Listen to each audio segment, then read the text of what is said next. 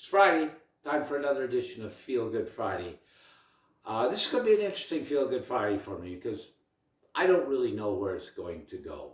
The whole idea of my Feel Good Fridays was to speak it from the heart, not have it scripted, and just try and do it on one take of the camera.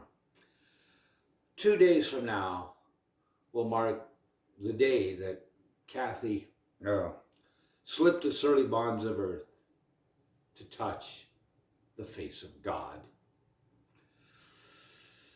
It was a hard day, but I remember last year when I was doing a video, I made a promise that to mark her passing, I would not dwell on the loss.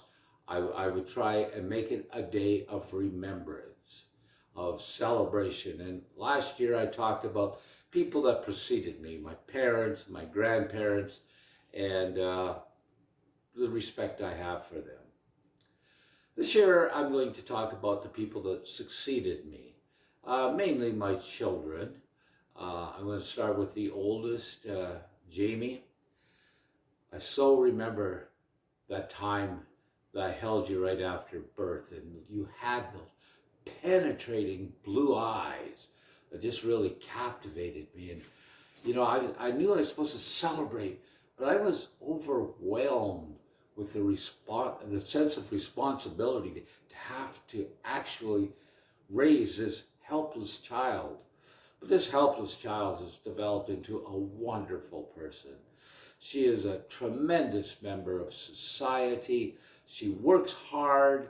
She's caring. She's giving. She put on my 70-year-old roast. The effort that she must have put from being 800 miles away to get people from all over the place, videos, everything. Her caring heart is something that is very endearing to me. I love you very much, Jamie. I want to talk about my number 2 girl. When I held her at birth, I had no idea that I'd be holding a person who would get a master's degree from Harvard. I didn't see that coming from my gene pool, put it that way. She is a person that's really shown me that, you know, when the dream is big enough, the facts just don't matter.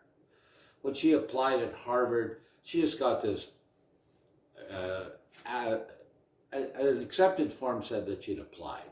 But 2 people signed it. She jumped on a plane to Boston, and those poor professors, they had no choice but to admit her. Again, she is a person who's caring, and her whole life business right now is about helping other people heal and feel better. You, Tracy, are definitely making this world a better place. And I thank you so very much for what you do. Dad loves you. I want to talk about my 3rd girl, Trina. She has shown me the definition of perseverance. Sometimes life isn't particularly fair. She got pregnant young, and that child was an autistic child. So she had lots of challenges, none that she shied away from. She had to have a life-saving liver transplant. She got through it. She perseveres. She works today. She shows me that you never, ever concede defeat. Thank you, Trina. Dad loves you very much. I want to talk about my son, Brendan. I remember I always said, I had all these girls coming through the turnpike. When Brendan was born, he looked wrong. I thought something was wrong. Oh, it's a boy. Brendan has turned out to, again, be a person that's overcome obstacles. He has epileptic seizures here and there. He didn't let that stop him. He works for Goodwill. He's always about giving. He's a good musician. He's taught so many people how to play music. Just a sweet gift. He married a wonderful person. I'm very proud of you, Brendan. I love you very much. Ladies and gentlemen, to lose your partner, as the Willie Nelson song said, it's not something you get over. It's something you get through. And four of the people that helped me get through it were my children. They're my gift to the world. I thank you very much. My message to you is take a look at the people who are in your life that you love and let them help you get through it. And we'll all have a feel-good Friday.